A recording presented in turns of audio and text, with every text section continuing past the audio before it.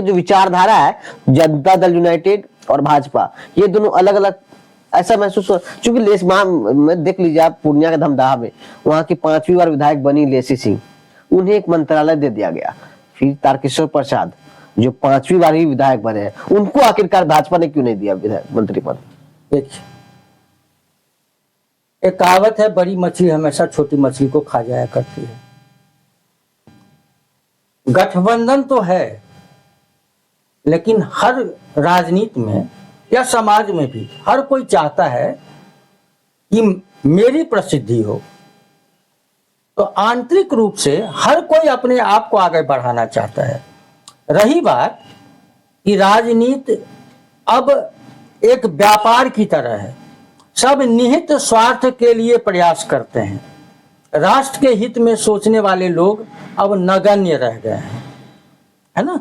तो इसीलिए हर कोई चाहेगा, कोई भी पार्टी चाहेगी कि हम गठबंधन में रह के दूसरे पार्टी को हम आगे बढ़ा दें।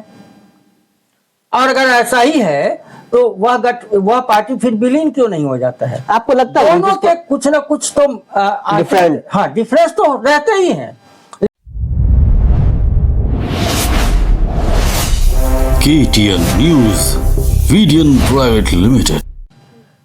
बिहार में एक बार फिर से जो है पूर्ण बहुमत के साथ एनडीए सरकार बना ली है। लालू यादव को लगातार झटका पे झटका मिल रहे हैं, चाहे वो उनके परिवार की तरफ से बात कर ले या फिर चुनाव में कह ले। अब तो उन्हें घर से दूसरे घर शिफ्ट करने का भी ऐसा एनडीए ने फरमान जारी कर दिया है। हमारे साथ वरिष्ठ पत्रकार हैं जो कटिहार से हैं, हम सीधा बात करते हैं उनसे। जी नमस्कार, कैसे हैं सर आप? जी बहुत अच्छे हैं।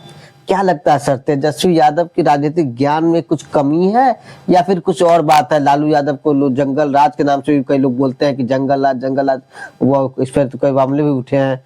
कई लोग का कहना है कि नहीं, तेजस्वी युवा थे, उन्हें इस पर माहौल ही कुछ ऐसा था ना, लग रही रहा था, लोग अनुमान भी लगा रहे थे कि महागठबंधन सरकार बन जाएगी, परंतु ठीक उसके विपरीत जो फल आया है, रिजल्ट, वो ठीक उसके विपरीत है।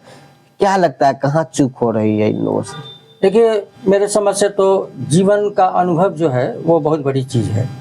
जो ज़मीन से उठते हैं उनको पूरा अनुभव रहता है समाज का, देश का, राज्य का। तेजस्वी यादव जी को विरासत में राजनीति मिली है। अच्छा। शिक्षा में भी, जैसा कि सब लोग कहते हैं कि वो कोई कहते हैं 9वीं पास हैं, कोई कहते हैं 9वीं फेल हैं।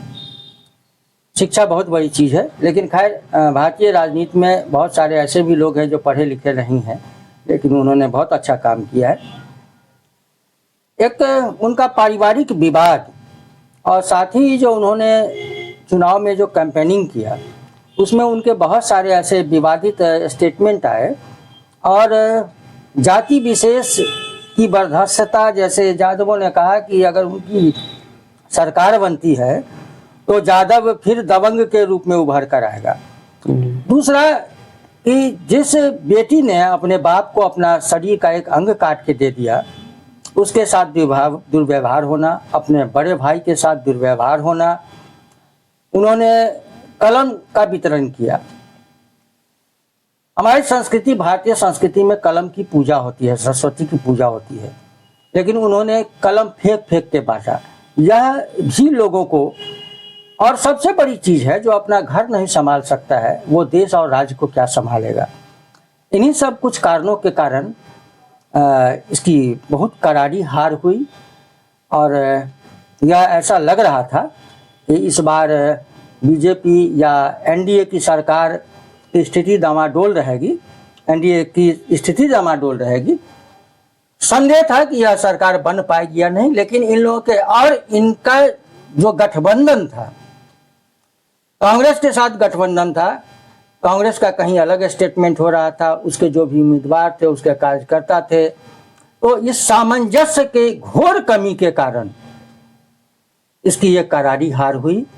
राहुल गांधी ने भी कई बार इस चुनाव से पूर्व जो है यात्रा निकाला, वोट चोर गद्दी छोड़ का नारे भी लगे, कई तरह की बातें सामने, जो माहौल क्रिएट किया गया, कहीं ना कहीं लग रहा था ना कि 99% जो है महागठबंधन की सरकार ही बनेगी, ऐसे जो महसूस हो रहा, लोग कहीं ना कहीं परिवर्तन का चाह भी रहा। अब तो ये भी बातें आ रही है कहीं ना कहीं कि ईवीएम के जुड़े मामला, ईवीएम में कुछ किया गया है या कोई फेक वोटिंग हुई है, कई मामले ऐसा जो लोग बता रहे हैं। देखिए, जनता समझदार है।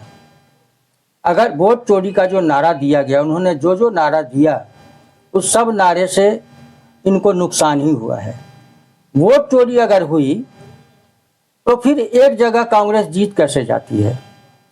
वहां ईमानदारी से होती है वोटिंग, और जहां कांग्रेस हारती है वहां वोट चोरी होती है। दूसरी बात कि राहुल गांधी जी, उनको भी राजनीति विरासत में मिला है। मैंने आपको क्या कहा, जब आप जमीन से उठते हैं, जब संघर्ष करके आप एक जगह तक पहुंचते हैं, तो वो अनुभव आपके जीवन में कार जाता है। कुल मिलाकर ये कहा जाए कि अनुभव की कमी के कारण, अनुभव की घोर कमी है, और एक अंदर का जो अहम है, ईगो एटीट्यूड कि आई एम द सुप्रीमो, यह चीज। और लालू जी के टाइम में जिस तरह से जंगल राज, वो जैसा लोग कहते हैं कि जंगल राज था, दिन दहाड़े लूट होती थी, महिलाओं के साथ अत्याचार होता था। आपने काफी बहुत वर्षों से है, पत्रकारिता भी कर रहे हैं, तो हमको लगता है कि 60 प्लस उम्र भी होगी आपकी। जी, मैं 65। आपने लालू यादव के कार्यकाल को भी देखा है, और नीतीश कुमार जो 20 वर्षों से थे, अब तो 5 वर्ष और बढ़ गए हैं, तो उनका क्या लगता है, सही में उस वक्त जंगल राज थी, या लालू यादव को बदनाम करने के लिए इस तरह कहा जाता है? आपने दोनों सरकारें को देखा, आप क्या महसूस किए? इसमें कोई कमी नहीं है, न तो अनुशासन था, न प्रशासन था। दिन दहाड़े लूट होती थी। लूट तो अभी भी हो रही है। नहीं, देखिए, ऐसा है कि जनसंख्या बढ़ेगी तो अपराध भी बढ़ेगा, लेकिन उसकी प्रतिशत देखी जाती है। आज अगर कोई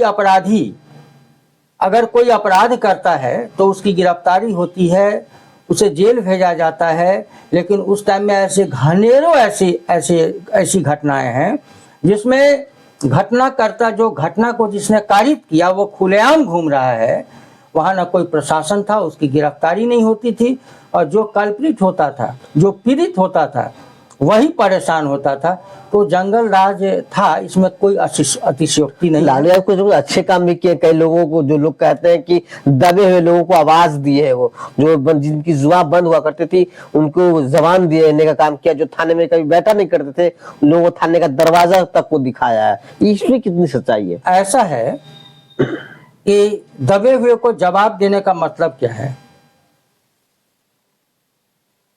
मतलब आपने समाज को एक गलत रास्ते पर उसको वो बल दे दिया जो प्रशासन के साथ आकर दुर्व्यवहार करे।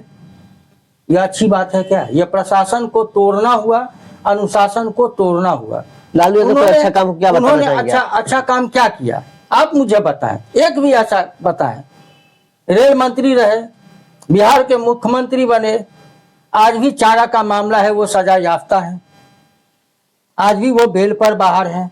उनका पूरा परिवार, लालू यादव की पिछली जिंदगी को आप देखिए, वो कौन से बहुत बड़े लैंडलॉर्ड से थे, आज अरबों खरबों के उनके पास। आपको नहीं लगता लालू यादव जी ठीक है कुछ गलती किए होंगे या नहीं भी किए, वो हो सकता है फंसा जा रहा हो, आपको ये नहीं लगता कि लालू यादव जी कुछ अच्छे काम भी किए?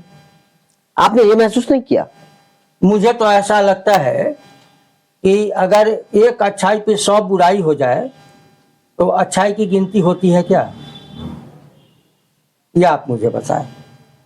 मैं आपसे ही प्रश्न करता हूं कि आप पत्रकारिता क्षेत्र में हैं, आप हर क्षेत्र का अध्ययन करते हैं, आप मुझे एक ऐसा 2-4 ही ऐसा काम बता दें जो उन्होंने अच्छा किया हो। मैं समझता हूं कि आप इधर उधर ही झांकेंगे, आपको भी कोई ऐसा उदाहरण नहीं मिलेगा। उन्होंने कौन सा ऐसा अच्छा काम? लोग तो कहते हैं, लोग जो गरीब तबके, स्वास्थ्य को बर्बाद किया, चरवाहा विद्यालय खुलवाया, चरवाहा विद्यालय से कितने लोग IAS IPS हो गए, ये बताइए मुझे। आज वो चरवाहा विद्यालय कहाँ है? दूसरी चीज, जातिवाद को उन्होंने जमकर बढ़ावा दिया। क्या सवर्ण परिवार में कोई दबे कुचले लोग नहीं हैं? कोई अर्थहीन नहीं है। सवर्ण परिवार में भी बहुत सारे ऐसे मेधावी बच्चे हैं, जो बच्चे जीवन में आगे नहीं बढ़ते हैं क्योंकि उसके माँ बाप के पास उसको पढ़ाने के लिए पैसा नहीं। एक अंतिम सवाल है सर, जैसे कि आरजेडी की हार जो है अनुभव के कारण हुई, कई लोग और चाहे और जो परिवारवाद से जुड़ा हुआ लोग हैं, जो है शुरू से अनुभव का अभाव है, और आपस में जो उनका जो गठबंधन है, उस गठबंधन में सभीयों में अंडरस्टैंडिंग की कमी है। लोग ऊपर से तो गठबंधन किए हैं लेकिन अंदर इंटरनल नहीं है, इंटरनल नहीं है। क्योंकि जैसे मान लीजिए हमारे आपका गठबंधन हो गया, कलह का कह सकते हैं उसको आप। हाँ, भीतर तह से मैं आप नहीं चाहता हूं कि आप आगे बढ़ जाए और आप नहीं चाहते हैं कि मैं आगे, लेकिन ऊपर से चूंकि मेरा गठबंधन धर्म निभाना है, तो ऊपर तो मैं धर्म निभाना है, बोल रहा हूँ, लेकिन जी। आपके अहित में प्रचार भी कर रहा हूँ। और ये सबसे बड़ा नुकसान पहुंचाया है इस गठबंधन को। चलिए, बहुत राजा जी के हार का सबसे बड़ा कारण। देखिए, महागठबंधन की करारी हार को जो है वरिष्ठ पत्रकार जो है उनका मानना है कि तेजस्वी यादव जी जो है उनको अनुभव का कमी है, इस वजह से हार का सामना करना पड़ा। बहरहाल अब तो आने वाला वक्त 5 साल के बाद ही हो पाएगा कि कब तक तेजस्वी की सरकार बन पाती है। कटिहार से आमिर खान की रिपोर्ट।